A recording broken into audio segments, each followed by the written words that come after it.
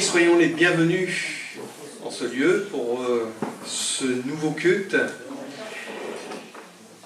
Et je vous invite à prier, réclamer la grâce du Seigneur sur chacun de nous et que nous puissions vivre ce temps, non pas comme un temps qu'on subit, mais plutôt un temps que l'on puisse offrir. Parce que quand on offre, normalement, on est content d'offrir quelque chose. Eh bien, que l'on soit content ce matin d'être ceux qui offront au Seigneur un culte de reconnaissance. Voilà, il s'en va pour ne pas prier. Non, je rigole. On prie ensemble. Seigneur, dans ta grâce, tu nous as accordé ce temps.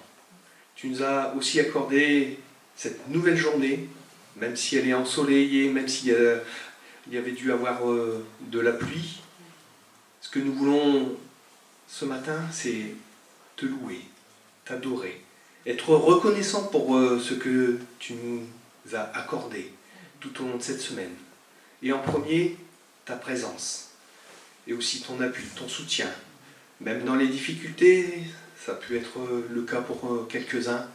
Tu connais toutes choses. Et ce que nous voulons ce matin, c'est être reconnaissant de ce que tu es. Parce que tu es le Dieu tout-puissant, le Dieu de grâce, le Dieu d'amour, mais aussi le Dieu de justice. Le Dieu qui, un jour, mettra fin à la souffrance. Et dans ton ciel de gloire, eh bien, nous pourrons glorifier ton nom. Merci Père, parce qu'encore ce matin, par les chants, par la prédication, par toutes ces choses, nous pouvons nous rappeler de qui tu es vraiment. Et nous voulons ce matin ensemble chanter les louanges et ta gloire. Parce que Seigneur, ce matin, c'est dans nos cœurs que tu as placé ces choses. Tu as, par ton esprit, placé en nous ce désir de non seulement monter dans ta maison, mais aussi exprimer ce qu'il y a dans nos cœurs. Alors sois loué et béni, Père, dans le nom de Jésus. Amen. Amen. Voilà, pour ce culte qui démarre, bonjour, voilà, il y a encore des frères et sœurs qui sont arrivés, et je salue aussi, au travers, non seulement de ce micro, mais aussi de la caméra, tous ceux qui, dans le monde entier, parce que je peux vous le dire, oui, dans le monde entier, ce culte est regardé, au travers d'Internet, parce que nous avons un site, et automatiquement, moi je vois très bien qui est-ce qui nous regarde. Ça nous regarde d'Afrique, d'Amérique du Nord, d'un peu partout. Étonnamment, oui, on est regardé, et souvent j'ai des commentaires, merci pour, merci. Et là, on dit, merci Seigneur, parce que ta parole continue à se propager, même au travers des ondes. Voilà, donc on va commencer par quelques chants.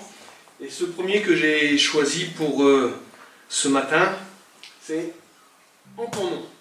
Je pense que vous le connaissez tous, parce que ce n'est pas au nom d'un président, ce n'est pas au nom d'un pasteur, ce n'est pas même en mon nom, c'est au nom du Seigneur que nous sommes là ce matin. En ton nom, Seigneur, nous sommes là tous réunis devant toi. 2-3 notes de musique, et c'est parti. Amen.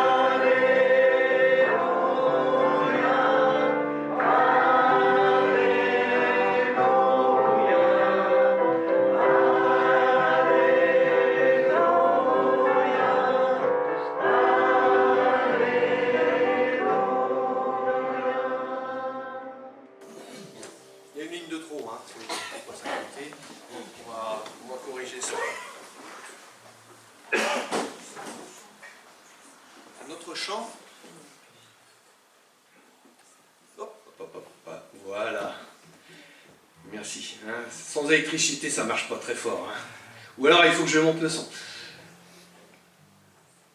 Seigneur, nous voici devant toi. On est, pour certains, hein, dont moi-même, de retour entre guillemets à la maison, puisque après ce temps de vacances, eh bien, on revient, on va dire, aux sources. Mais honnêtement, c'est bien aussi de visiter, et c'est ce que nous avons fait pendant ce temps de vacances, d'autres assemblées. Et partager la communion fraternelle avec d'autres frères et sœurs. Et en plus, là, ça a été un culte un peu différent, hein, ma chérie. Ça a été vraiment très différent. Mais honnêtement, dès qu'on est arrivé, bah, on n'est pas des inconnus qui se cacheront dans un coin. En plus, bon, c'est vrai que on avait un couple d'amis qui étaient dans cette assemblée et qui nous connaissaient. Mais on a pu partager avec, et j'ai pu partager aussi avec des frères et sœurs, de la bonté, de la grâce de Dieu. Et c'est ce que nous pouvons faire. Alors, on a des visiteurs pour un temps, au milieu de nous, et vous soyez encore les bienvenus aujourd'hui. Mais ensemble, ce que je veux chanter ce matin, c'est que ensemble, nous sommes tous unis par un seul et même esprit. L'Esprit de Christ en nous, ici présent, pour pouvoir chanter la gloire de notre Seigneur. Mais aussi dire, Seigneur, tu vois, je suis encore là ce matin parce que j'ai soif de t'entendre. J'ai soif d'écouter ce que tu as à me dire. Au Seigneur, manifeste-toi. Et quand on fait ce genre de prière-là, il faut s'attendre à ce qu'il réponde. Et sa réponse, c'est oui et Amen. Est-ce que vous êtes d'accord avec cela? Donc on va le chanter.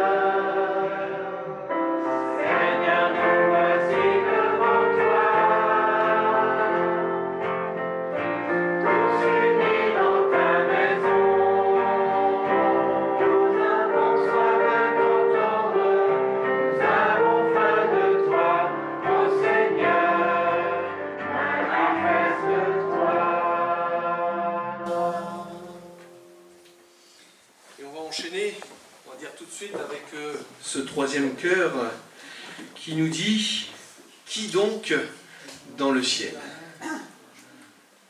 Tu cherches un appui? Tu cherches une délivrance? Tu cherches une bénédiction? Auprès de qui tu vas chercher cela? Auprès de qui pouvons-nous trouver ce dont vraiment notre cœur a besoin, si ce n'est qu'auprès de notre Dieu? Et qui donc dans le ciel est semblable à toi? Déjà rien que le fait de réaliser que nous avons un Dieu qui a créé quelque chose d'immense. Je ne sais pas si vous avez déjà vu ce genre de reportage où ils essayent d'estimer à peu près le volume de l'univers. Avec le nombre d'étoiles, c'est 10 puissance 26, c'est énorme. Et pourtant, notre Dieu connaît même le nom et le nombre de chacune d'elles. C'est ce que sa parole nous dit. Nous, on a donné des noms, certes, à certaines, mais lui, il connaît les noms de tous. Nous avons un Dieu qui est très, très grand. Non seulement très grand, mais aussi très puissant, omniscient et omniprésent. Et donc, qui est comme toi, éternel mon roi? Qui est puissant comme toi, éternel mon roi? Il est assez puissant pour ma vie, pour ta vie.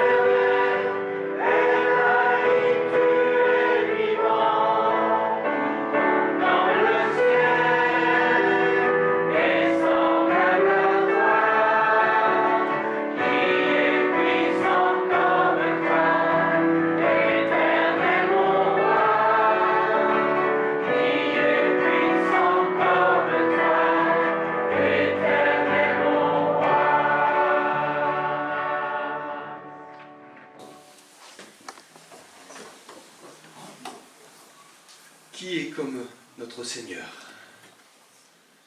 Qui peut se comparer, on va dire, d'égal à égal à notre Dieu? Ouais. Par orgueil, parfois certains hommes le font. Eh oui. Mais sont-ils capables de faire ce que Dieu fait? Non. Incapables de créer la moindre étoile. Beaucoup de vanité, oui, mais pas aussi puissant que notre Dieu. Notre Dieu est tout puissant. Avant d'aller plus loin dans ce temps, parce que j'allais proposer le chant qui va commencer à introduire ce temps de scène, chacun, chacune à sa place, eh bien, je vais vous laisser la possibilité de vous exprimer, de pouvoir louer, remercier le Seigneur. On va introduire ce temps par des actions de grâce. Seigneur, comme nous venons de le chanter, qui est comme toi? Toi le Dieu Tout-Puissant. Toi qui aussi, ce maître de l'univers, créateur de toutes choses. Et nous reconnaissons, et nous voulons reconnaître ce matin que nous sommes aussi tes créatures. Parce que rien ne subsiste sans ta volonté. Seigneur, merci parce que un jour tu es venu dans nos vies. Tu es venu nous montrer et manifester ton amour et ta grâce, mais aussi ton pardon. Parce que nous avions besoin d'être pardonnés. Et ce pardon, nous ne pouvions pas l'acquérir par nos propres forces. tu nous l'as offert en Jésus-Christ. Alors sois loué, sois béni, sois adoré, Père, dans le nom de Jésus. Amen. Amen. Je vous invite à chanter avec moi le chant suivant qui dit « Rédempteur adorable ». C'est un classique, mais voilà. On réalise les paroles. Un juste qui a été un jour traité comme un coupable. Coupable? Coupable de quoi? Coupable d'avoir été juste? Coupable d'avoir aimé? Coupable d'avoir, on va dire, enseigné les siens selon la parole de Dieu? Coupable d'avoir partagé du pain? D'avoir nourri des foules? Non. Il a été traité comme un coupable parce qu'il a pris sur lui notre condamnation pour chacun de nous.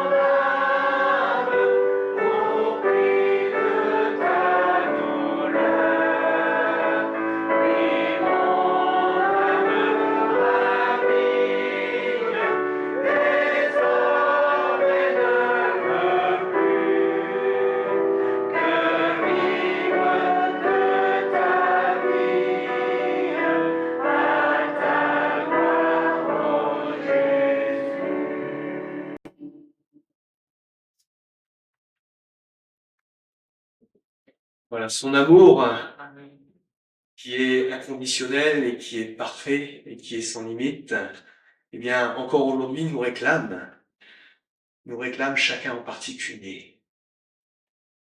Et cette semaine, il y a eu des moments où je me suis posé la question, mais toi, t'en es où? T'en es où avec le Seigneur? C'est une question que l'on peut se poser et que il est bon de se poser. Parfois, on peut avoir tendance à faiblir. Parfois, on peut se sentir fort. Faiblir à cause des soucis, des tracas, des difficultés. Mais ça, c'est un souci qui peut être vite effacé quand on se rappelle cette promesse de Dieu, « Je suis avec vous tous les jours ». Est-ce que cette parole est une parole qui revient à vous, à votre oreille, à votre esprit, quand vous êtes en difficulté? Parce que le Seigneur n'est pas celui qui veut nous abandonner sur le bord du chemin. Cette promesse, elle est pour chacun de nous, pour chacun de ceux qui ont placé leur foi en lui. Et aussi parce que notre Christ, même s'il a été crucifié, il est victorieux. Il est victorieux. C'est pas la mort qui a vaincu, non. Puisque de mort, il est ressuscité, pour que nous puissions aussi ressusciter avec lui dans son ciel. Alors, ce dernier chant, avant de laisser la place à Paul, c'est victoire. Victoire au Seigneur de la vie.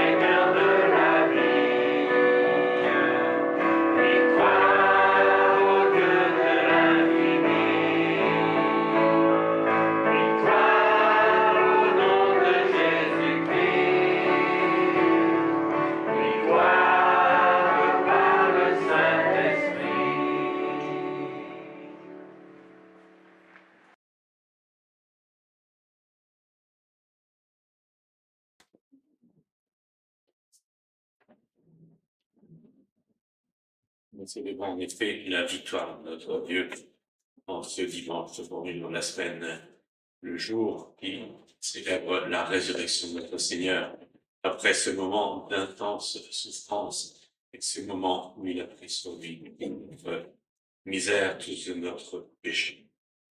Et nous faisons donc ce repas en mémoire de ce mois, nous dit le Seigneur. Et je voudrais donc relire avec vous quelques versets dans Matthieu 26. Comme Jésus était à Béthanie, dans la maison de Simon le lépreux, une femme s'approcha de lui avec un vase qui contenait un parfum de grande valeur. Pendant qu'il était à table, elle versa le parfum sur sa tête. À cette vue, les disciples s'indignèrent et dirent : « À quoi bon un tel gaspillage ? On aurait pu vendre ce parfum très cher et donner l'argent aux pauvres. » Le sachant, Jésus leur dit : « Pourquoi faites-vous de la peine à cette femme ? Elle a accompli une bonne action envers moi. En effet, vous avez toujours les pauvres avec vous, mais vous ne mourrez pas toujours. En versant ce parfum sur mon corps, elle l'a fait pour mon ensevelissement. Je vous le dis en vérité, partout où cette bonne nouvelle sera proclamée dans le monde entier, on racontera aussi en souvenir de cette femme ce qu'elle a fait. Un tout petit peu plus loin, le premier jour des pains sans levain, les disciples s'adressèrent à Jésus pour lui dire « Où veux-tu que nous te préparions le repas de la Pâque ?» Il répondit « Allez à la ville chez un tel et vous lui direz « Le maître dit, mon heure est proche. Je célébrerai la Pâque avec toi, chez toi avec mes disciples. » Les disciples firent ce que Jésus leur avait ordonné et préparèrent la Pâque. Le soir venu, il se mit à table avec les 12. Un peu plus loin, pendant qu'il mangeait, Jésus prit du pain et prononça la prière de bénédiction, puis il le rompit et le donna aux disciples en disant « Prenez, mangez, ceci est mon corps. » Il prit ensuite une coupe et remercia Dieu. Puis il la leur donna en disant « Buvez-en tous, car ceci est mon sang, le sang de la nouvelle alliance qui est versé pour beaucoup pour le pardon des péchés. Je vous le dis, je ne boirai plus désormais de ce fruit de la vigne, jusqu'au jour où je le boirai de nouveau avec vous dans le royaume de mon Père. » Après avoir chanté des psaumes, ils se rendirent au mont des Oliviers. Donc, deux récits concomitants que Matthieu met en exergue et qu'il rapproche les uns des autres. Pourquoi ? Parce que la femme qui a ainsi honoré de telle façon le Seigneur avec autant d'amour, autant de respect, comme nous le dit aussi d'autres évangiles qui rapportent aussi cet épisode, eh bien, elle l'a fait pour honorer le Seigneur, elle l'a fait pour dans le ensevelissement, pour sa sépulture, pour que l'on se souvienne de sa mort qu'il a accomplie sur la croix pour notre délivrance. Et donc, il enchaîne sur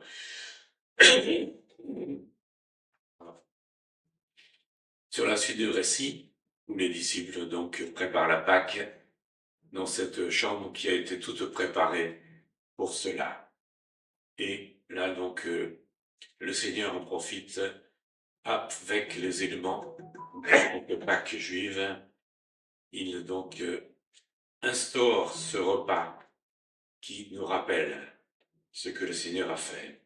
Et donc il dit, il rompit le pain et le donna aux disciples en disant « Prenez, mangez, ceci est mon corps. » Et ensuite la coupe, il dit « Ceci est mon sang, le sang de la nouvelle alliance qui est versé pour beaucoup, pour le pardon des péchés. » Et il précise « Je ne boirai plus désormais ce fruit de la vigne, jusqu'au jour où je le boirai à nouveau avec vous, dans le royaume de mon Père. » Donc il y a un pont qui est établi entre ce que le Seigneur a fait, entre sa mort sur la croix pour notre péché, pour prendre sur lui le péché qui nous environnait,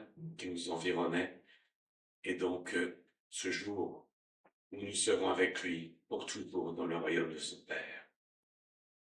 Et l'apôtre Paul, comme dans ce passage que nous connaissons si bien, de 1 Corinthiens 11, précise « J'ai reçu du Seigneur ce que je vous ai transmis.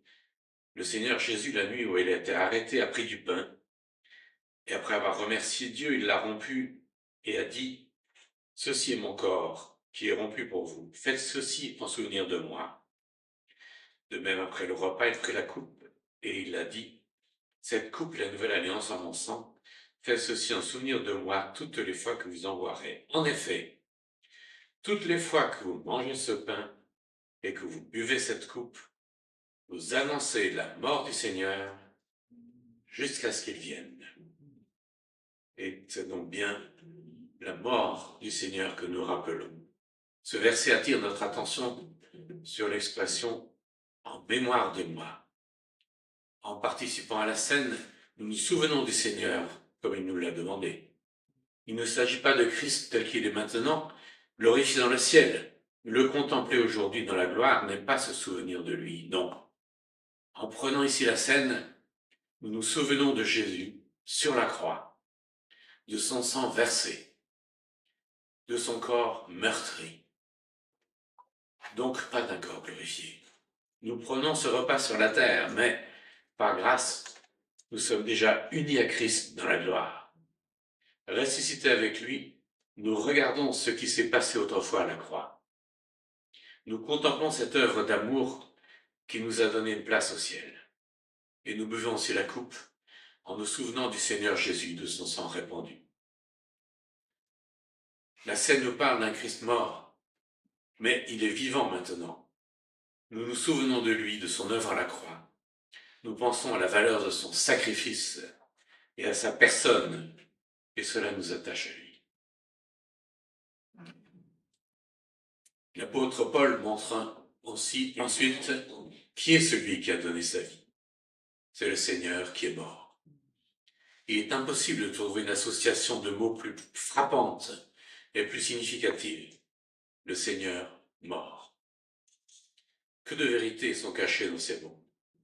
Celui qui est appelé le Seigneur est mort. Quel amour que le sien, quel plan divin en faveur des hommes, quelle efficacité, quel résultat. Le Seigneur lui-même s'est livré pour nous. Nous annonçons sa mort. À la croix, Dieu en a fini aussi avec le monde, sauf pour le jugement. La mort de Christ a brisé tous les liens qui existaient jusque-là avec le monde. Elle a démontré qu'il ne pouvait pas y avoir de lien entre Dieu et l'homme naturel. Le Seigneur est actuellement rejeté. Nous annonçons sa mort jusqu'à ce qu'il vienne. Il établira alors de nouveaux liens en nous prenant avec lui au ciel et en nous associant à lui. C'est cette vérité que nous exprimons aussi en prenant la scène. Une nouvelle alliance sera conclue par Dieu en faveur du peuple d'Israël pour une bénédiction sans condition. Elle est fondée sur la valeur du sang du Christ. En prenant la scène, nous proclamons également que le sang de la nouvelle alliance a déjà été répandu. Et dans ces versets de 1 Corinthiens 11, le but de l'Esprit de Dieu est de présenter ce qui doit attacher nos cœurs à Christ chaque fois que nous nous souvenons de sa mort.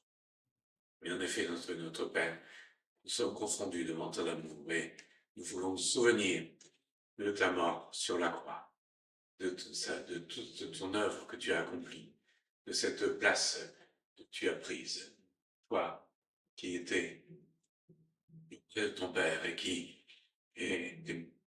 a tout accompli pour notre délivrance. Nous te louons et nous t'adorons ainsi en ce moment et en prenant ce pain, pendant cette coupe, nous voulons en effet annoncer la mort du Seigneur jusqu'à ce qu'il vienne. C'est ce que nous faisons encore et avec beaucoup de respect, avec beaucoup d'humilité aussi. Et cela, nous le faisons en adressant encore cette prière dans le nom de Jésus. Amen.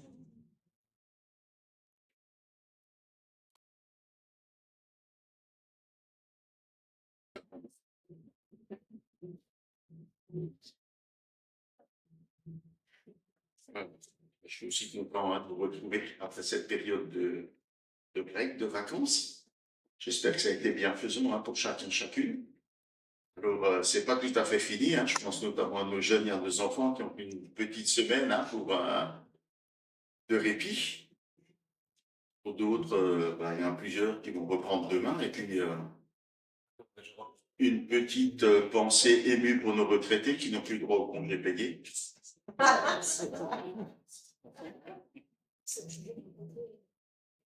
Voilà, on va revenir à notre livre des juges. On va aborder le chapitre 8 aujourd'hui. C'est le dernier chapitre qui traite de Gédéon. Et Gédéon, on a vu le récit jusqu'à présent, et notamment dans le chapitre 7, le récit de son éclatante victoire sur les Madianites.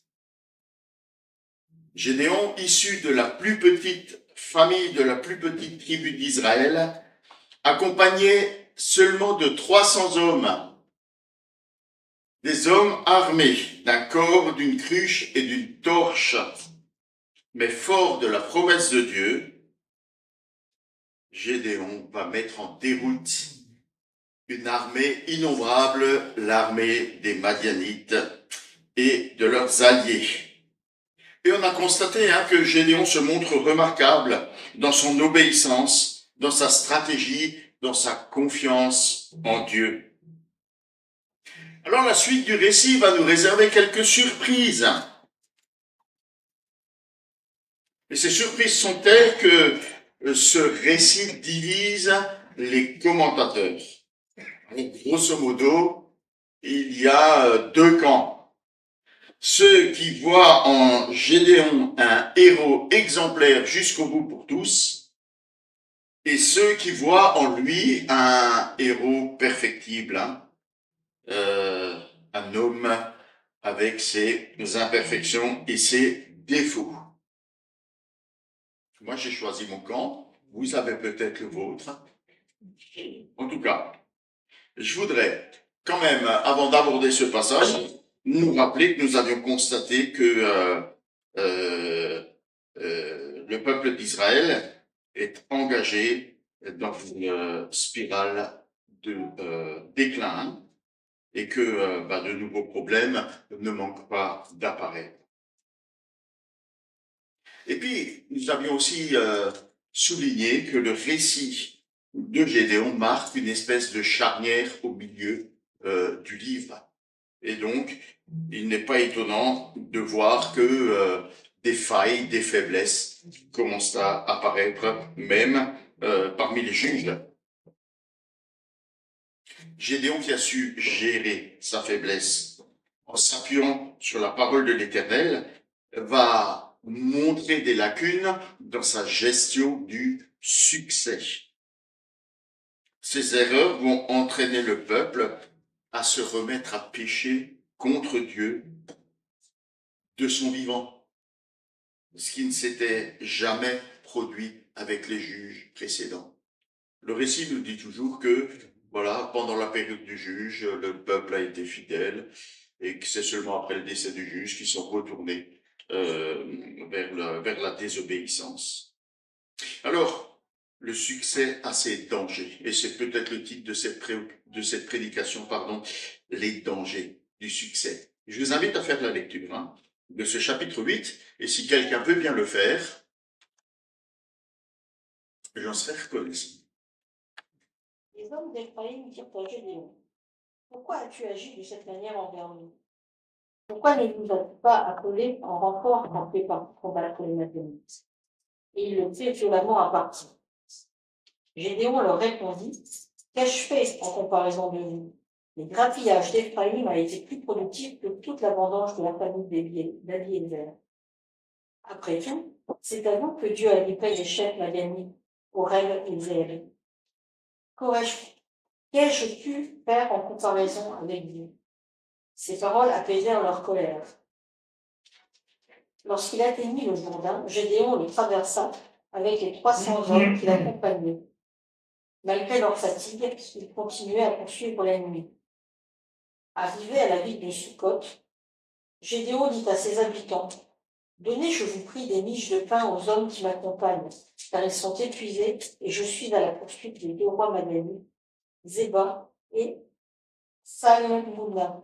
Mais les chefs de Sukkot lui répondirent: Tiens-tu déjà Zéba et Salmouna en ton pouvoir pour que nous donnions du pain à ta troupe? Eh bien, riposta Gédéon, quand l'Éternel aura livré Zéba et Salmouna en mon pouvoir, je vous fouetterai avec des charretons et des épines du désert. De là, Gédéon se rendit à Pénuel, où il adressa la même demande aux habitants. Il reçut la même réponse qu'à Sukkot et déclara aux gens de Pénuel: Quand je repasserai, une fois le combat terminé, je démolirai cette tour. Or, Zéba et Salmouna s'étaient retranchés à Karkor avec leurs troupes qui comprenaient 15 000 hommes. C'était tout ce qui leur restait de la grande armée des Bédouins de l'Orient.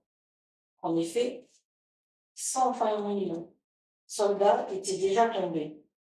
Gédéon prit la route des caravanes des nomades à l'est de Noba et de Béa, et attaqua le camp ennemi qui se croyait en sécurité. Les 2 rois de Madian, Zéba et Tsalmuna, s'enfuirent. Gédéon les poursuivit. Il les captura tous les 2 et sema la panique dans toute leur armée. Lorsque la guerre fut terminée, Gédéon, fils de Joas, retourna par la montée de Hérès.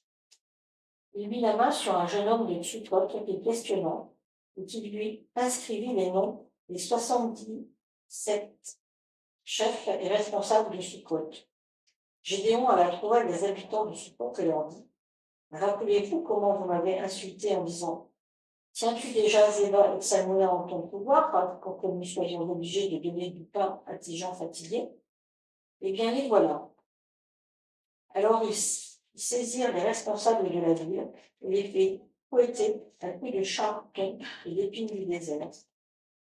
Il démolit aussi la tour de Pénuel et massacra les hommes de la localité.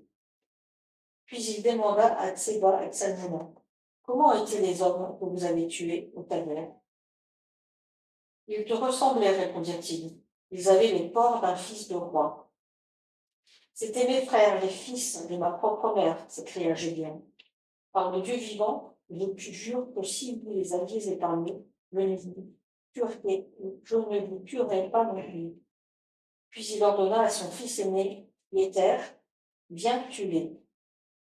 Mais le jeune homme ne dégaina pas son épée, car il n'était encore qu'un jeune garçon et il avait peur.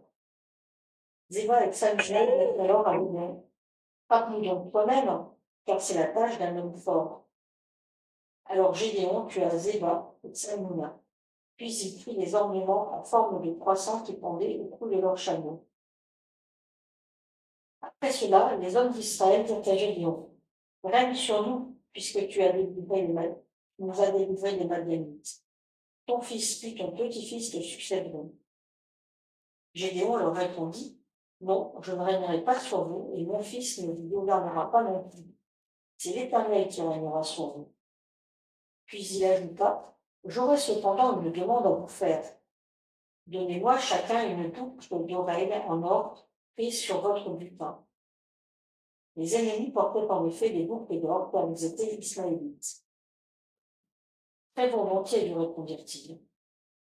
Ils étendirent un manteau par terre et chacun y jeta un anneau prêté sur son butin. Les anneaux d'or que Gédéon avait demandé pesaient près de 20 kilogrammes en tout. Il reçut également les croissants d'or, les pendants d'oreilles et les manteaux de pourpre que portaient les rois madianites, ainsi que les colliers qui ornaient les coups des chameaux. Avec l'or, Gédéon fabriqua une statue qu'il installa dans son village, à Ophra. Tout Israël s'y prostitua en lui rendant un culte, de sorte que cette statue devint un piège pour Gédéon et pour sa famille. Ainsi, les Madianites furent affaiblis par les Israélites, et ils ne se relevèrent pas de leur défaite. Aussi longtemps que Gédéon vécut, c'est-à-dire encore pendant 40 ans, le pays jouit de la paix. Jérubaal, fils de Joas, s'en retourna dans sa maison et lui demeura. Gédéon eut 70 fils, car il avait de nombreuses femmes. Une épouse de second rang, habitant à Sichem, lui donna aussi un fils, qu'il appela Abimélec. Après une heureuse vieillesse, Gédéon, fils de Joas, mourut et fut enterré dans le tombeau de Joas, son père, à Ophra, de la famille d'Abiézer. Après la mort de Gédéon, les Israélites recommencèrent à se prostituer au Baal et adoptèrent Baal-Bérit comme Dieu. Ils oublièrent l'Éternel leur Dieu qui les avait délivrés de tous les ennemis qui les entouraient. Ils ne témoignèrent aucune gratitude à la famille de Jérubaal et Gédéon pour tout le bien que celui-ci avait fait à Israël. Voilà l'histoire. Étonnante, non? Étonnant. Alors d'abord, dans son succès, il me semble que Gédéon établit un rapport de force entre lui et le peuple. Vous pouvez croire que cette victoire qu'il a remportée, qui est éclatante sur les Madianites, va soulever l'enthousiasme et la reconnaissance du peuple d'Israël. On a certainement tous en tête encore, ça revient tous les ans aux dates anniversaires, les scènes de liesse qui ont lieu après la libération. Quand on a bouté l'occupant hors du pays, le peuple se livre quand il est délivré partout où passe le libérateur, on assiste à des scènes de liesse. C'est pas tout à fait ce qui se passe ici. Gédéon, au lieu de reconnaissance et de liesse, il est confronté à la colère. Une tribu, parmi les plus nombreuses et les plus puissantes d'Israël, Éphraïm, n'a pas participé, lui semble-t-il, à la hauteur de sa stature et n'a pas retiré de cette victoire la gloire espérée. Alors on se rend compte que l'Éternel avait vu juste quand il a réduit l'armée à 300 hommes, il a vu juste en disant ce sera une toute petite armée, sinon vous allez tirer gloire de votre victoire et vous ne m'attribuerez pas la délivrance, vous ne reconnaîtrez pas en moi le Sauveur. L'Éternel connaît le cœur humain et il sait que nous sommes prompts à nous accaparer les mérites de son œuvre. Gédéon gère. C'est pas mal, Il est conscient que la tribu dont il est issu, la tribu de Manassé, ne fait pas le poids face à Éphraïm. Alors il se montre respectueux et diplomate dans sa réponse. Qu'est-ce qu'on a fait, nous? Mais on n'a rien fait, c'est vous qui avez tout fait. D'ailleurs, c'est vous qui avez capturé les principaux chefs. Nous, on n'a rien fait. Non, non. Toute la gloire vous revient à vous. Et par ces paroles, il satisfait leur soif d'honneur et de gloire. Les tensions s'apaisent et Gédéon peut poursuivre les restes de l'armée ennemie. Alors on pouvait louer Gédéon pour son humilité, pour sa capacité à gérer, à apaiser les tensions. Mais aux surprises, quand on poursuit la lecture du récit, l'attitude de Gédéon devant les villes de Sukkot et de Pénuel ne manque pas de nous laisser dubitatifs. Devant leur refus, il ne leur dit pas, et c'est Tim Keller qui suggère ça, bien sûr, je sais qu'il est difficile de croire que nous allons battre les Madianites, mais Dieu, dans sa grâce, nous utilise pour les vaincre. Ne vous fiez pas à notre force, mais comptez sur celle de Dieu. Ça aurait été une réponse d'humilité et de confiance, n'est-ce pas? Mais voici ce que répond Gédéon. Quand je reviendrai, je vous châtirai. Quand je reviendrai, je démolirai. En fait, au lieu d'encourager ces villes et d'encourager le peuple, il profère des menaces. Pourquoi? Mais comme le dit le texte, parce qu'il se sent insulté, lui, personnellement. Alors on se rend compte que dans sa réponse faite à Éphraïm, cette réponse douce et diplomate, elle était contrainte, car il était en situation d'infériorité. Mais dès qu'il se sent en position de force, il entend bien imposer le respect à défaut de recevoir de la reconnaissance. Gédéon agit donc en fonction d'un rapport de force avec le peuple. Il pense mériter l'admiration et les honneurs pour l'exploit qu'il vient de réaliser. Sa victoire a eu sur lui des effets néfastes. Il se sent en position de force, il se met en colère s'il n'obtient pas ce qu'il pense mériter. C'est un danger qui nous guette tous, que nous courons toutes et tous lorsque le Seigneur nous accorde le succès dans notre vie. Que ce soit au travail, dans notre carrière professionnelle, que ce soit dans notre service pour le Seigneur, pour l'Église. On dit souvent que le danger le plus grand dans les projets n'est pas l'échec, parce qu'on peut connaître un échec, se relever et recommencer. J'ai lu qu'une personne a réessayé plus de 1000 fois la même chose avant de réussir. L'échec, c'est pas l'enfin. L'échec peut nous pousser dans nos retranchements, peut nous pousser à persévérer. Mais le succès, lui, est capable de nous faire tourner la tête, d'éveiller en nous un sentiment de fierté surdimensionnée, de nous donner un sentiment de supériorité sur les autres, de nous pousser à désormais nous faire respecter. Hein. Vous savez qui je suis celui qui,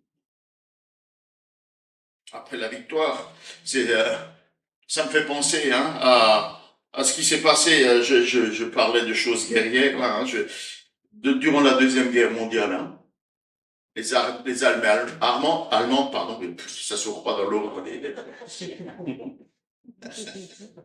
L'armée allemande a très rapidement conquis d'abord la Pologne, ensuite la Hollande, la Belgique, et surtout la France, qui était réputée être la première puissance militaire mondiale. Hein. Et Adolf Hitler, Alexandre le Grand, il a battu la France, il se prenait pour je suis un grand conquérant, hein. Et puis, ce croyant grand stratège, il a ensuite, pendant tout le reste de la guerre, multiplié les erreurs stratégiques. Hein. Il ne tolérait aucune contradiction et il se mettait dans une colère noire quand on lui obéissait pas, hein, au grand désespoir de son état-major. D'ailleurs, le film La Chute, hein, on fait l'écho, c'est devenu un mème hein, sur Internet, la colère, les colères noires dans lesquelles il entrait. Hein. Cela a évidemment conduit à la défaite désastreuse du Troisième Reich. Quand le succès vous monte à la tête, c'est sûr, c'est le début de la fin. Désormais, Gédéon ne tient plus compte de la grâce du Seigneur qui l'a conduit à la victoire malgré sa faiblesse. Il était un homme faible et le Seigneur l'a conduit à la victoire. Mais cette victoire l'a grisé. Hein. Il est grisé par le succès et il va se détourner de l'adoration de l'Éternel, se tourner vers, je dirais, l'adoration du succès, l'adoration de l'honneur que cette victoire lui procure. N'est-il pas désormais l'homme fort d'Israël? Vivre dans l'échec, c'est pas très agréable. Et je nous souhaite à toutes et à tous de rencontrer le succès dans vos projets personnels comme dans votre service pour le Seigneur. Mais quelles que soient les circonstances que le Seigneur permet dans vos vies, dans nos vies, souvenons-nous que c'est par grâce, que tout ce que le Seigneur nous accorde est l'objet de sa grâce. Tout ce que le Seigneur nous accorde est cadeau de sa part. Oh, il dit dans Éphésiens, c'est par la grâce que vous êtes sauvés, c'est par le moyen de la foi. Ça vient pas de vous, c'est un don de Dieu. C'est pas le fruit d'œuvres que vous auriez accomplies. Personne n'a donc raison de se vanter. Et de toute évidence, ce qui s'est passé à l'époque de Gédéon était l'œuvre de Dieu, pas de Gédéon. Pourquoi s'en vanter? Pourquoi laisser ce succès monter à sa tête? Tout ce que nous sommes, nous le devons à Dieu, poursuit Paul. Car par notre union avec le Christ Jésus, Dieu nous a créés pour une vie riche d'œuvres bonnes qu'il a préparées à l'avance afin que nous les accomplissions. Tout est donné, préparé et donné par le Seigneur. Alors, attention, dans notre réussite, qu'elle soit d'ordre humain ou spirituel, que cela ne nous amène pas à croire que nous méritons par nous-mêmes d'être honorés, d'être bénis ou d'être glorifiés. N'entrons pas dans ce rapport de force. On se rend compte aussi en lisant ce texte que les motivations de Gédéon ne sont pas très très claires. Alors oui, ce récit soulève sur d'autres questions. Par exemple, on est surpris de découvrir avec quelle précipitation Gédéon engage une poursuite effrénée des fuyards madianites. Il ne s'occupe pas de l'intendance au point d'être forcé de quémander du ravitaillement auprès de villes qui ne se montrent finalement pas très coopératives. Bien sûr, les armées ont fui, elles se sont réfugiées de l'autre côté du Jourdain, elles se croient désormais en sécurité, hein. Comme la suite du texte va le montrer, pourquoi pas prendre le temps de se ravitailler, de se restaurer. Là encore, hein, si j'en reviens à la Deuxième Guerre mondiale, les Allemands sont tombés dans le même piège hein, sur le front russe. Devant la mollesse de la résistance, ils ont foncé à travers le pays et ils se sont pas préoccupés du ravitaillement. Hein. Et puis ils se sont retrouvés en panne de nourriture. Bon, ils se sont servis sur le pays, mais aussi en panne de matériel et surtout en panne d'équipement. L'hiver est arrivé et puis les soldats allemands se sont retrouvés dans leur tenue d'été. Et puis, on connaît la suite et la fin. Hein. Les rois madianites sont rattrapés. Ils se sentent loin, ils se sentent en sécurité. Mais par une manœuvre habile, hein, ils arrivent de l'autre côté, ils contournent hein, la ville. Ils arrivent par l'autre côté, et puis finalement, ils achèvent ce qui peut être achevé. Les rois sont capturés. Hein, voilà, Célia nous les a répété leur nom plusieurs fois. Hein, je vais pas les répéter encore.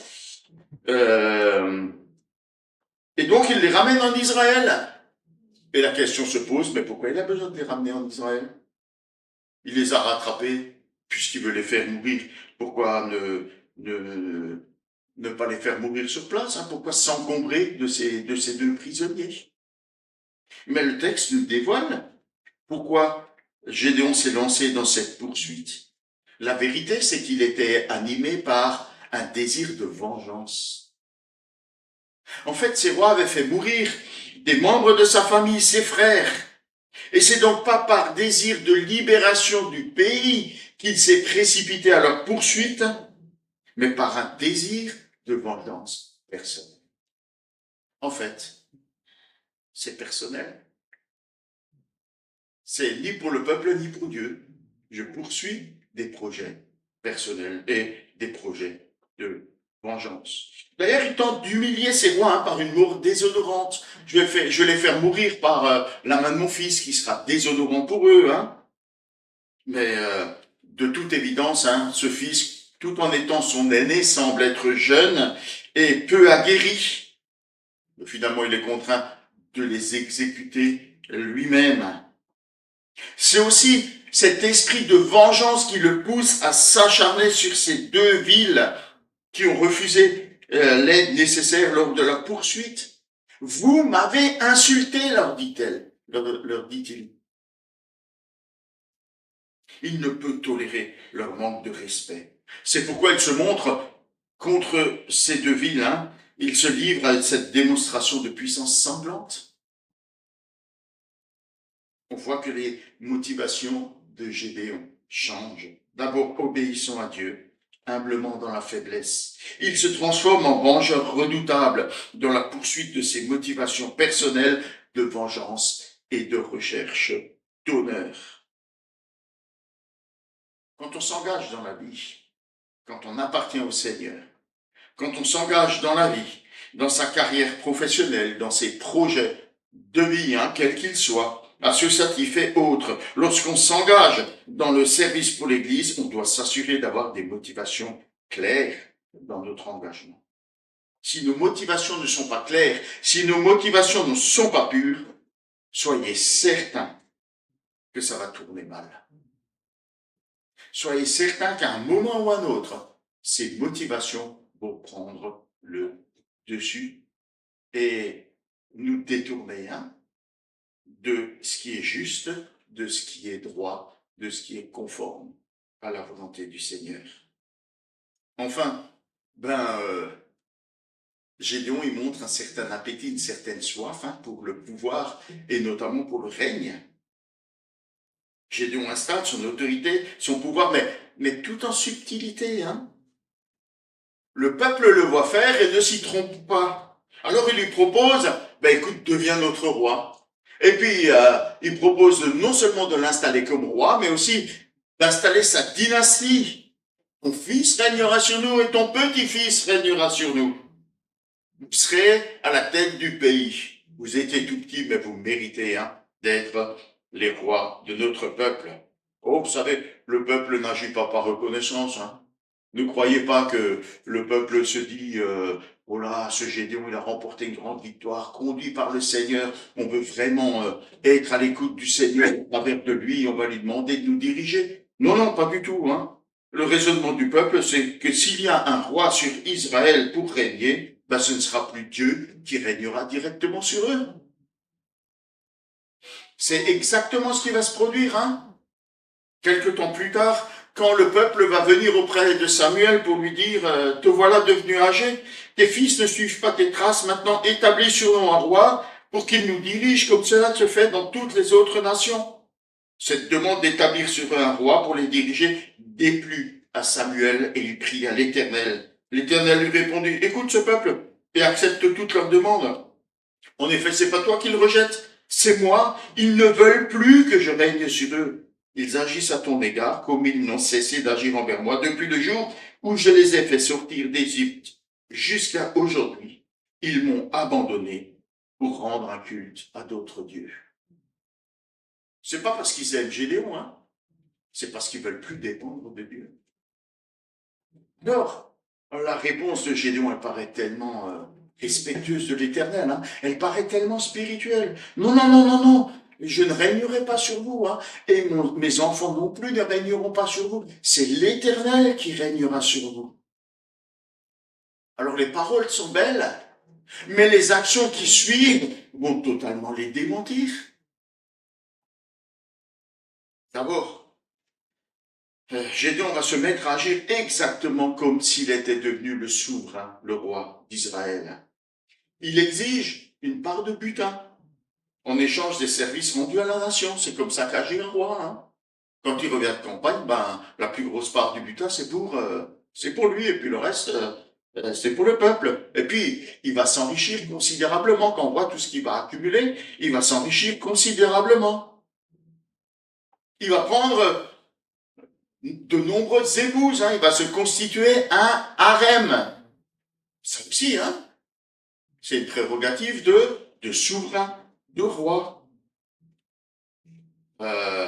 Il aura 70 fils de ses différentes épouses, hein. Alors les légitimes, hein. Ça c'est, il cherche à se faire un nom, il cherche à se faire une famille, il cherche à avoir une famille puissante, il cherche à installer une dynastie. Et puis, il va avoir aussi des concubines, hein. Bon, cette femme qui vit à Sichem, qui va lui donner un fils, qui s'appelle Abimélec. Et vous savez ce que signifie Abimélec? Mon père est roi. Au hasard, hein, je choisis un nom au hasard. Mon père est roi. Alors il fait fabriquer un éphod. Alors ici, dans cette version-là, c'est une statue, mais visiblement un éphod.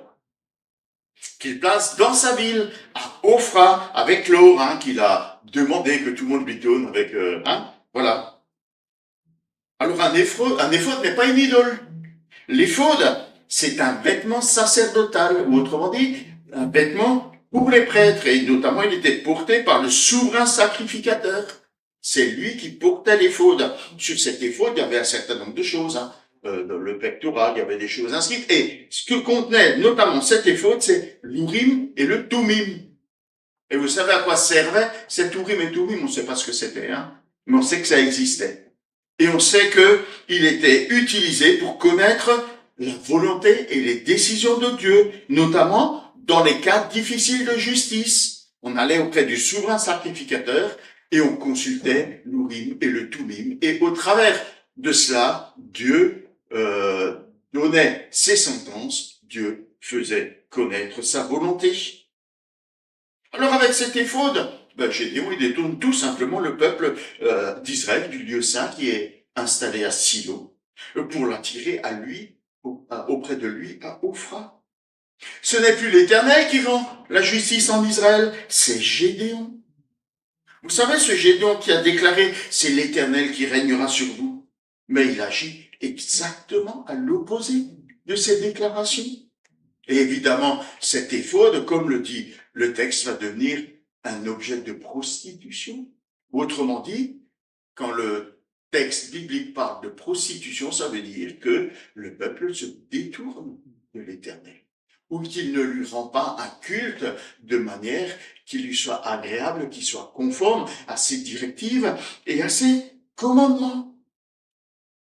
Ah oui, le peuple ne retourne pas vers le culte de Baal, hein, pendant ces 40 ans. Mais il ne vit pas non plus dans la fidélité et dans l'obéissance à Dieu pour autant.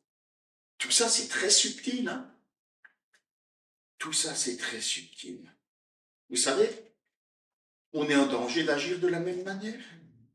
Sous des déclarations très spirituelles, hein, on peut cacher des motivations et des actions qui sont très peu avouables, hein, et très éloignées de l'enseignement de la parole de Dieu. On peut comprendre intellectuellement l'évangile et cette doctrine, et pourtant vivre et agir sans les avoir assimilés, utilisant l'évangile pour obtenir et asseoir autorité et prestige personnel. Dans notre engagement au travail, comme notre engagement à l'Église dans le service du Seigneur, souvenons-nous que notre identité ne dépend pas de ce que nous accomplissons.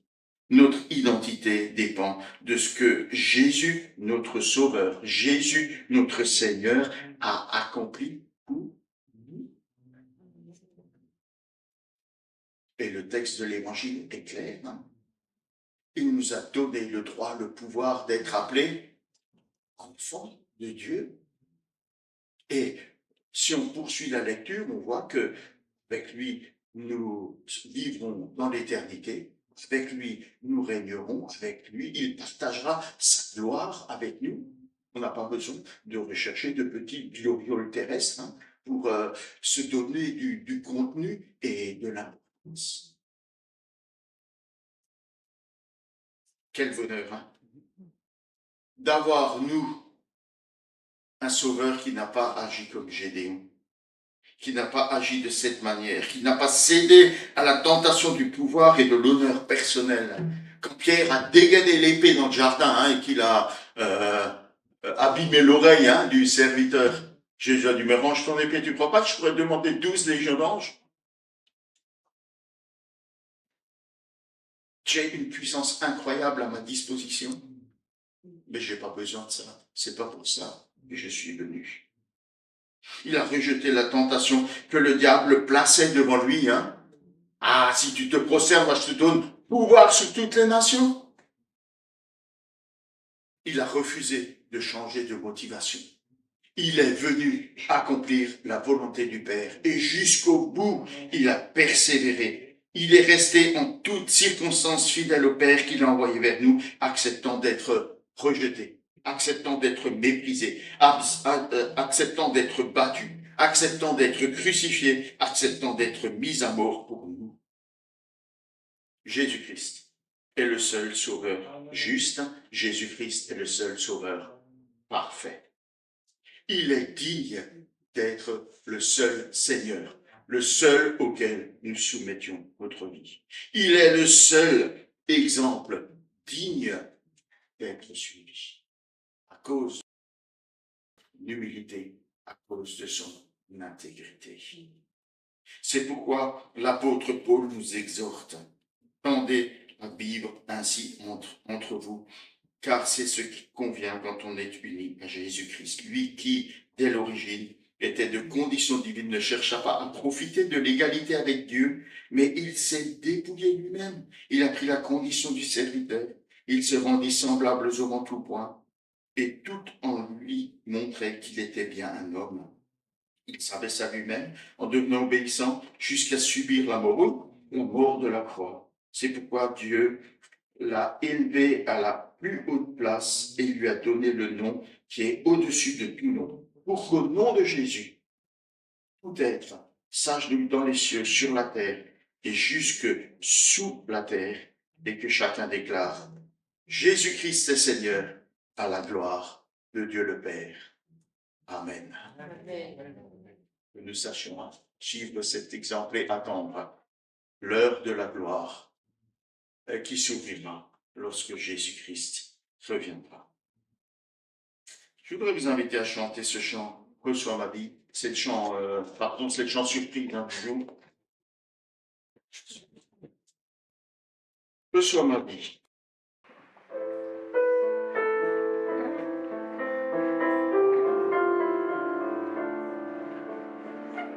Reçois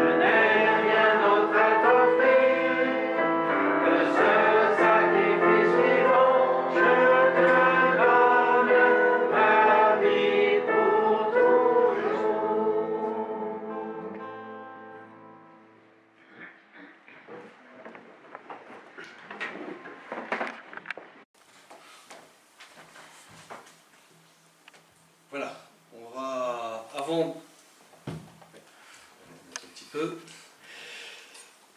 avant de passer aux annonces, il va y avoir un petit temps un peu particulier ce matin, on va dire extraordinaire. Dans le passage que nous avons lu en Gédéon, on parle de guerre. Et on va dire que depuis ce temps-là, des guerres, il y en a quasiment presque toujours eu. Un peu partout dans le monde. Et c'est encore le cas à l'heure actuelle. Alors, voilà. Ça a été projeté. Merci Mathis. Au top. Il y a eu donc un appel à la prière pour l'Ukraine. Mais on pourrait aussi, si on le voulait, englober tous les pays qui sont en souffrance. Parce que, comme on le sait, il n'y a pas de guerre propre. Ça n'existe pas. Avec son lot de souffrance et d'exactions. Et je laisse 3 petits points derrière, mais il y a beaucoup de souffrance. Alors, on est appelé ce matin à prier, donc je t'invite à passer, voilà. Aujourd'hui, donc vous pouvez lire, le dimanche 24 août, le jour de la fête nationale ukrainienne, et veille du petit déjeuner national de prière en Ukraine, l'Alliance évangélique européenne appelle les églises et les chrétiens de tout le continent à prier. La destruction des vies et des communautés dure depuis 3 ans et demi. Implorons le Seigneur de mettre fin au conflit et d'instaurer la justice et une paix durable. Prions pour toutes les personnes prises au piège dans cette guerre. Parfois, il y en a qui sont prêts à y aller, mais les femmes, les enfants, les personnes âgées, eux, subissent.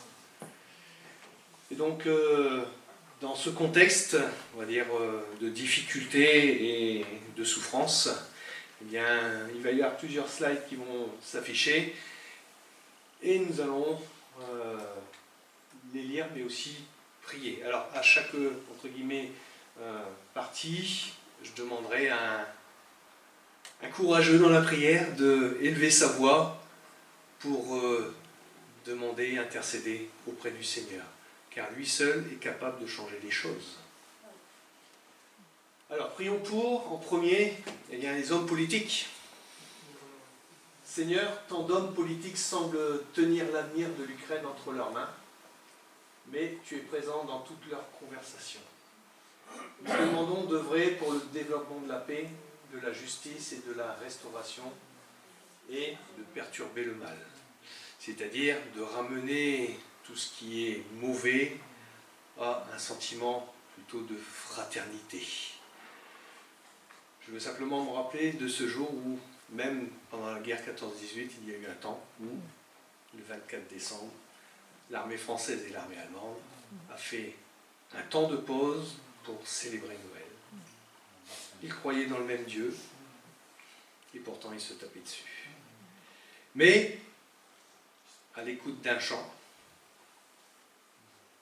eh bien, bizarrement, les Allemands aussi ont chanté, bien sûr en leur langue, mais il y a eu un temps de communion. Bref, malheureusement, mais c'est devenu maintenant assez coutumier. On fait la paix, mais souvent, c'est pas une paix qui dure pour l'éternité. Alors, j'invite quelqu'un à prier pour nos hommes politiques et la conduite de ceux-ci dans cette situation pour l'Ukraine. Voilà. Que quelqu'un puisse prier.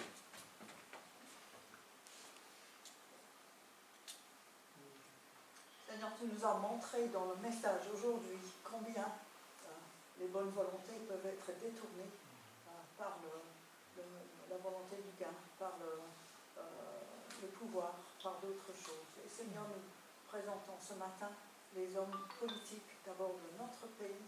Seigneur, que tu puisses vraiment influencer dans ton sens ce qui se passe. Mais Seigneur, nous sommes là pour prier pour ceux qui sont en guerre. Oui. Nous élevons aussi les politiciens et les dirigeants de l'Ukraine. Seigneur, que tu puisses leur donner l'esprit qu'il faut pour trouver la paix. Seigneur, nous levons devant toi le dirigeant de ceux qui ont envahi. Seigneur, tu connais le cœur de cet homme, tu connais sa dureté. Et Seigneur, nous savons qu'il n'y a que toi, Seigneur, qui peut changer les choses de son point de vue. Seigneur, tu vois tous les autres pays qui sont mêlés, Seigneur, ceux qui sont loin, ceux qui sont proches, ceux qui ont peur, ceux qui veulent vraiment le bien de chacun. Seigneur, agis, nous te prions. Il n'y a que toi qui peux trouver une solution qui amène une vraie paix, qui amène l'amour.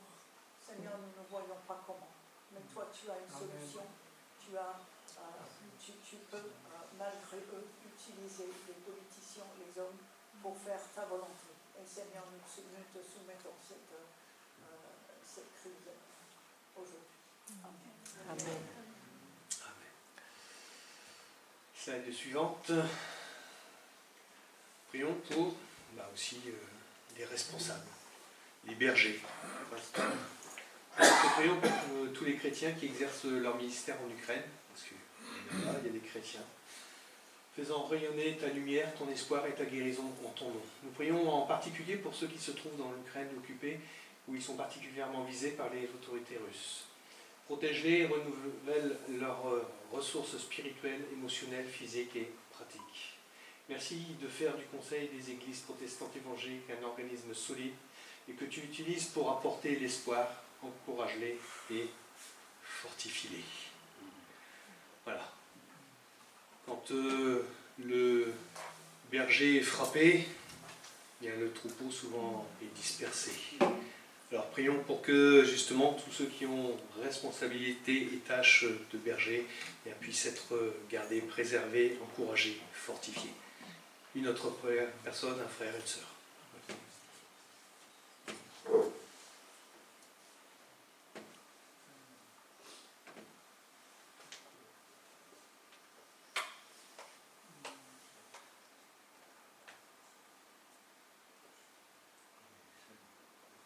Merci Seigneur de veiller sur nos frères et sœurs dans ce pays déchiré par la guerre. Merci de leur apporter particulièrement dans la partie occupée ta protection. Merci de, comme ça nous a été demandé, de les renouveler, de leur donner toutes les ressources spirituelles, émotionnelles, physiques et pratiques pour non seulement persévérer avec toi, mais aussi pour être des témoins fidèles et actifs, en particulier ceux et celles qui ont des responsabilités au sein de l'Église. Merci de permettre à ces responsables et à ce conseil qu'ils sont d'être un catalyseur en faveur de la paix et de la réconciliation. Père, nous te le demandons dans le nom de Jésus. Merci de permettre que dans ce pays, au travers de nos frères et sœurs, au travers des responsables d'Église, au travers de ce conseil, tu puisses faire rayonner l'amour, la grâce, l'espérance qui sont en Jésus-Christ. Amen. Amen. Voilà, maintenant prions pour le peuple ukrainien. Seigneur, nous crions vers toi pour le peuple ukrainien, nous prions pour que tu réconfortes, guérisses les familles déchirées par les personnes en deuil, traumatisées, épuisées et sans abri. Nous prions pour que les enfants qui ont disparu soient rendus sains et saufs à leur famille. Nous prions pour un nouvel espoir et un nouveau courage. Voilà, cette partie pour le peuple, c'est comme un flash qui vient de me passer dans la tête. Tu as parlé, Marc, de la guerre 39-45 qui a fait énormément de morts, mais aussi de souffrances. Quand les soldats ont découvert ce qui s'était passé dans les camps, certains n'ont pas pu supporter. C'était tellement horrible. Moi, je peux en parler un petit peu, mais mon grand-père maternel a été aussi dans un de ces camps. Il a été délivré, mais lui par les Russes. Eh bien, ça l'a, on va dire, anéanti. Malheureusement, il a fini sa vie avec la boisson. Et pourtant, c'était un homme très doux, très gentil, mais il a été marqué. Le peuple ukrainien, eh bien, actuellement, souffre. Et vous savez, dans les guerres, pardon, il y a là, à droite, à gauche, il n'y a pas qu'un seul peuple qui souffre. Les deux souffrent. Parce qu'il y a des morts des deux côtés. Il y a des enfants, des fils, parfois même des filles, qui meurent des deux côtés. Donc, quelqu'un pour prier pour le peuple.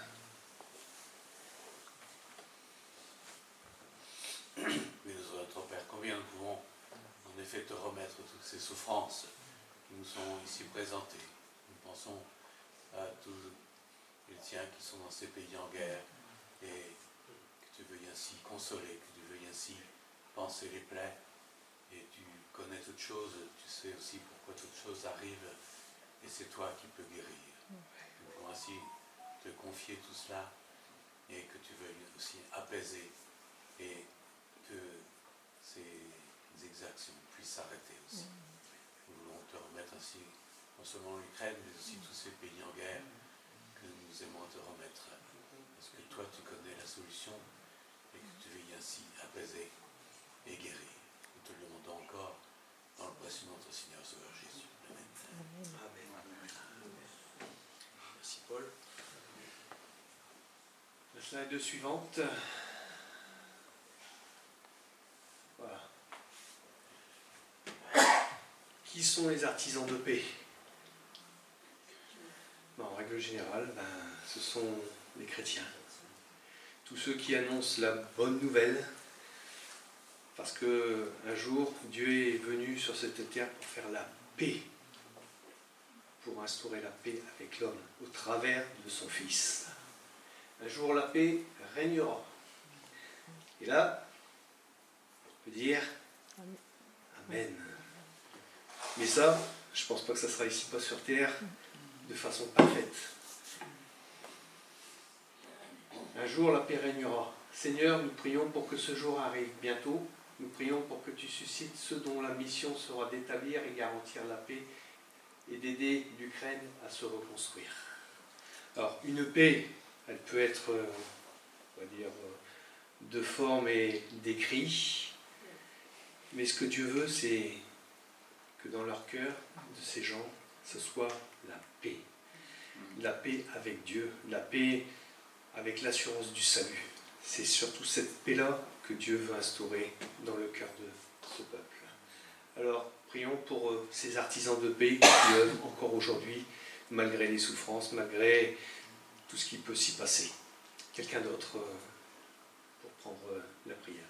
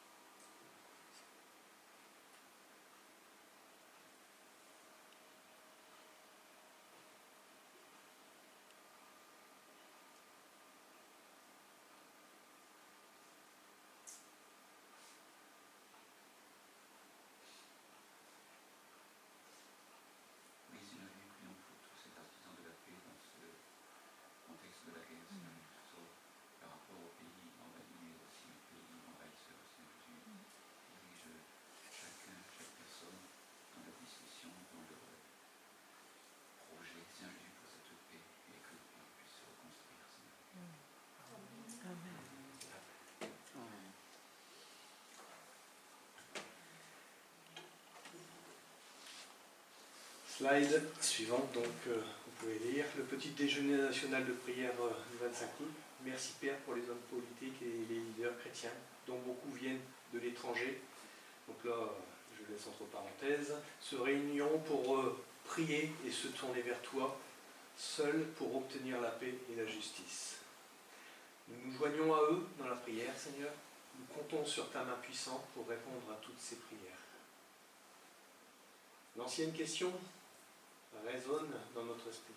Y a-t-il quelque chose d'impossible pour Dieu? Non. Père, nous avons confiance en toi. Nous Et nous attendons avec impatience que tu agisses pour restaurer toutes choses. Dieu, dans son plan, a prévu des choses. Nous vivons l'histoire au fur et à mesure que le temps passe. Le chronos, c'est ce temps qui passe, instant après instant. Et après, vous avez le kairos, des moments dans ce temps, des moments particuliers. Et là, nous avons un moment particulier où beaucoup vont se retrouver devant la face de Dieu pour prier aujourd'hui. Oui, y a-t-il quelque chose d'impossible pour Dieu? Non. Rien n'est impossible à Dieu. Ça, c'est la parole qui nous l'enseigne. Dieu est celui qui est aussi omniscient. Il sait. Il a dans son plan. Il sait depuis le point de départ jusqu'à la fin. Il sait. Il connaît parce qu'il est le Dieu aussi de l'histoire. Il sait comment les choses vont se passer. Mais ce qu'il veut en premier, c'est que nous puissions, en tant qu'enfants de Dieu et aussi responsables, eh bien, intercéder. Parce que parfois, vous avez dans la parole de Dieu des verbes qui sont conjugués, on va dire, avec une forme un peu particulière, c'est-à-dire, vous avez le mode de probabilité. Les choses peuvent arriver ou pas. Mais quand Dieu dit, voilà, il y aura un temps où, comme Marc l'a dit, ils se mettront un roi sur eux, eh bien, ça ne s'est pas fait tout de suite. Ça a pris du temps. Et quand ils sont rentrés dans le pays, eh bien, ils ont commencé. Ils ont commencé à vouloir être comme les autres peuples. Quand on ne veut pas suivre Dieu, eh bien, on se soumet à une autre autorité, et cette autorité, souvent, n'est pas parfaite. Très loin d'être parfaite. Alors, nous voulons prier, nous, ce matin, pour ceux qui ont une autorité spirituelle, afin que, là aussi, ils puissent conduire, mais aussi avoir, on va dire, une position devant Dieu et demander vraiment, Seigneur, nous attendons avec impatience que tu agisses. Si on était dans ce pays, peut-être qu'on serait peut-être plus souvent à genoux et demander, Seigneur, à quand la paix? À quand? Prions ensemble. Père Dieu Tout-Puissant, comme nous l'avons dit, et c'est aussi ta parole, et tu ne peux pas faire mentir aussi ta parole, rien n'est impossible à toi. Mais nous savons aussi que tu es maître et souverain sur toutes choses. Rien ne t'est insoumis. Père, nous voulons simplement te demander ta grâce, mais aussi ta bénédiction, parce que là, ça sera une bénédiction de voir une paix qui s'instaure, un climat de confiance, mais aussi de relations entre les pays belligérants. Seigneur, nous te prions pour que la souffrance cesse dans ce pays-là, mais aussi dans tous ceux qui sont actuellement en conflit, et tu les connais. Père, nous te louons parce que non seulement tu es un Dieu d'amour, tu es un Dieu de grâce, mais aussi en son temps, eh bien, tu seras le Dieu de justice, parce que tu appelleras toutes choses en jugement. Merci Père de bénir maintenant ces responsables et de faire que cette union puisse aussi porter son fruit au travers de ta puissance et ta grâce. Au nom de Jésus, Père. Amen. Amen. Je pense que c'était la dernière slide. Il n'y en a pas d'autres, hein? En tout cas, nous faisons aussi régulièrement le mercredi quand nous prions ensemble. Là, nous allons bientôt reprendre nos réunions de prière. Et bien, nous continuons à prier pour ces pays qui souffrent. Mon frère Baudouin nous a parlé la dernière fois de la souffrance de son pays. Mais la souffrance, elle n'est pas forcément qu'au travers d'une guerre. Elle peut être infligée par de mauvaises directions, mauvaises orientations politiques. Ça peut être provoquée par plein de choses. Et de la souffrance, on peut dire qu'il y en a partout. Mais soyons sensibles et demandons au Seigneur de nous conduire et de nous aider à pallier avec sa grâce à cette souffrance. Voilà, ce temps un peu particulier se termine et nous allons avoir quelques annonces pour cette semaine. Donc, en premier lieu, nous avons vendredi notre réunion de prière, donc réunion spéciale rentrée. Nous allons prier pour cette nouvelle année qui démarre. On n'est pas déjà en 2026, c'est la nouvelle année scolaire. Alors, tous les jeunes, vous êtes appelés à prier avec nous. Donc, je vois, il y a plein de jeunes ici. Donc, à partir de 16h et à la fin donc, de cette journée, nous passerons un moment aussi dans la communion d'un repas fraternel. Donc, si vous voulez manger avec nous, il n'y aura pas de souci. On essaiera de trouver la solution comme l'année dernière. Je pense que ça sera... Sûrement, on avait fait quoi? On a fait sandwich frites, je crois, quelque chose comme ça. Donc, on pourra refaire la même chose. Si vous voulez venir avec votre sandwich, vous venez avec votre sandwich, il n'y a pas de souci. Voilà. Culte dimanche prochain, donc à 10h. Donc, rien de particulier, si ce n'est que venez pour l'écoute de la parole de Dieu. Alors, nos agendas, donc le 7 septembre, culte de rentrée. Donc là, le frère va nous conduire dans tout cela. Alors, le culte de rentrée, je ne sais plus qui gère... C'est Gabriel. Non? Qui fait le culte de rentrée? T'es pas là? C'est Rémi? Alors, on va prier pour Rémi. Faut pas bleuir. Faut pas bleuir. Voilà. Donc ce sera un café culte, mais donc avec une orientation culte de rentrée. Suivant. Alors, Sacha n'est pas parmi nous, mais le petit Sacha Lalomia, eh bien, c'est son anniversaire. C'était son anniversaire hier, puisque aujourd'hui nous sommes le 24. Donc il a pris une année, comme chacun de nous tous les ans, on prend une année de plus, on rajeunit. Et sinon, vous pourrez retrouver donc, les différentes informations sur le site et sur le Facebook de l'Église. Bon, allez, on va chanter ce dernier chant. En Jésus seul et mon espoir, lui, ma lumière, ma force, mon chant.